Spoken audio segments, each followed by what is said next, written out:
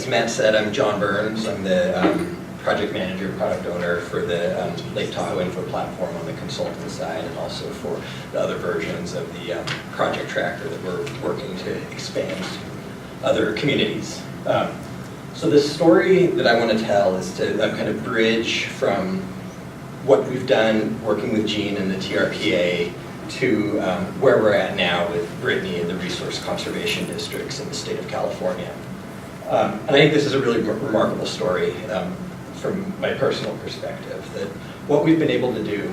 is take the public investments that have been funded by the federal government through the EPA grants that built out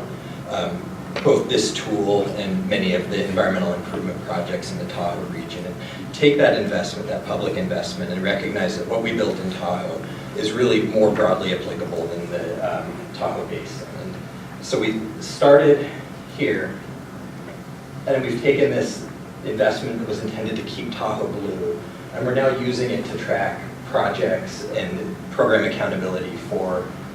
salmon habitat in the Clackamas population here in the Willamette Valley. This is my home watershed. I grew up playing in the Clackamas River, and I still visit it regularly. And the Clackamas Partnership is a coalition of watershed councils,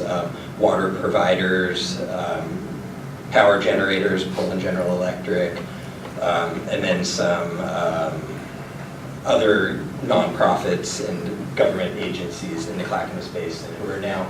using the same annual update cycle and project entry and workflows to sum up what are the different focal species in the Clackamas Basin, the different types of salmonids, the lamprey, the bull trout that are threatened and now being protected through environmental projects. And so it's very interesting to see TRPA has had a 20-year environmental improvement program. The Clackamas Partnership is only a year old. We didn't just take the technology, the tool from TRPA, and make it available in the Clackamas watershed, but what was very interesting to me was that it was really the DNA of this 20-year-old EIP, Environmental Improvement Program, where they had structures for defining performance measures, defining how the performance measures can be broken down into different categories, how the annual update process works, and bringing that through the technology to my home watershed. And then later into this statewide initiative in California, where we're using the same project tracking system now to ensure these sustainable land practices and report on the accomplishments and expenditures, again at a much broader scale, being the entire state of California, but then more focused, not entirely, but on the agricultural and rural areas and small communities that are the focus of the RCD's work. And Brittany's going to get into some greater detail on what we built for the resource conservation districts. So this is the story I want to tell, moving the public investment from Tahoe to other regions on the West Coast, and hopefully to continue to expand nationwide. As Gene has said, in '97, the Tahoe Environmental Improvement Program was launched with 50 partners. After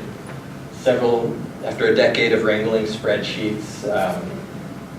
they decided to kind of get a little bit more focused on defining the performance measures and reporting those in a rigorous manner. And so then once the performance measures were defined and reported, kind of got along with the spreadsheets for a number of years and realized that there was a more efficient way to work, and that was through bringing in some tailored technology to help corral the partners and the annual reporting of performance measures. In 2015, the system produced the first annual report, and the Lake Tahoe EIP tracker was starting to be used on an annual basis by the 50 regional partners. In that time period, over 450 projects were completed, and some of the example performance metrics that are tracked in the system: 16,000 acres of habitat that have been protected, 3,000 feet of shoreline that has improved public access, and then over 150 miles of bike and pedestrian trails were being constructed. After the first 2 years of using the system in the Tahoe Basin, this is when it really dawned on both TRPA and Sitka that, hey, we got to make this available to a broader community. And this wasn't just an altruistic act by the TRPA, there's a little bit of enlightened self-interest going on here. The open source license says, hey, we're going to take this publicly funded technology and say anyone can use it. But in return, any investments that are made by the coalition of RCDs or the Clackamas Partnership for Future Potential Users, those roll back through as a way to share and distribute the investment and have those features come back to TRPA. And so we're in early days of this partnership in the project tracker, but we've already started to see features that Brittany and her partners have funded starting to show up and improve the workflows that Jean's partners are now participating in this year. So the open source license is basically a way to say that nobody owns this software, that it's owned by, the copyright is held by both TRPA and Sitka, but the copyright isn't the whole story. It's the license terms say that we're legally bound and obligated to make this available to anyone who'd want to use it. So just to wonk out, I have a computer engineering undergraduate degree and a strong tendency to wonk out on the technology, and I really resisted bringing that into the slideshow today. The latter part of the majority of our presentation is going to be conversational panel discussion that we're hoping you guys are going to participate in. And if there is, by some fortune of mine, an interest in the technology, we can talk about it then. But I did want to just draw attention to one piece on the wonky side, which is the code repository, where we can see that anybody who wants to get on the web can go to GitHub, which is a tool for tracking source code and making it available to the community, and see, you can download it. You could, through some work, install this and get it running on your own, or you could contribute and work with Sitka to help you more efficiently get an instance of the project tracker going. So there's a lot more that we can get into here, and this was just my one slide where I indulged myself and gave it a peek behind the scenes to the tech side. So once that open source license was put into place,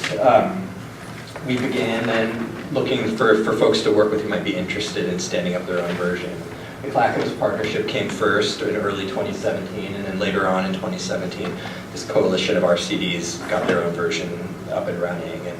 one thing that's great about building in this platform now is that what took a year and 18 months to get going for TRPA in its very initial basic form, we were able to get going for Brittany and the RCDs literally in a month, that they were up and running and reporting in 1 month what would have taken 18 months to even become comparable with the initial investment. And so we're now not able to just leverage the investment, but to do it more efficiently and at a quicker time frame, so that really even a month is kind of on the high end. I think it was within days that the site can be stood up and running and customized for a new user. So building on this foundation that is the EIP project tracker, we now have the Clackamas Partnership Project Tracker, which is similar in that you have a project map and a project update cycle and a unique set of performance measures tailored to the Clackamas watershed. And similarly, a project tracker for the resource conservation districts, again tailored to their look and feel, the homepage images that are relevant to the RCDs, a project map focusing on the state of California and the participating RCDs. So I'm going to hand it over to Brittany to go into the details of the RCD project tracker, and we'll move into the conversational panel discussion part of the presentation after.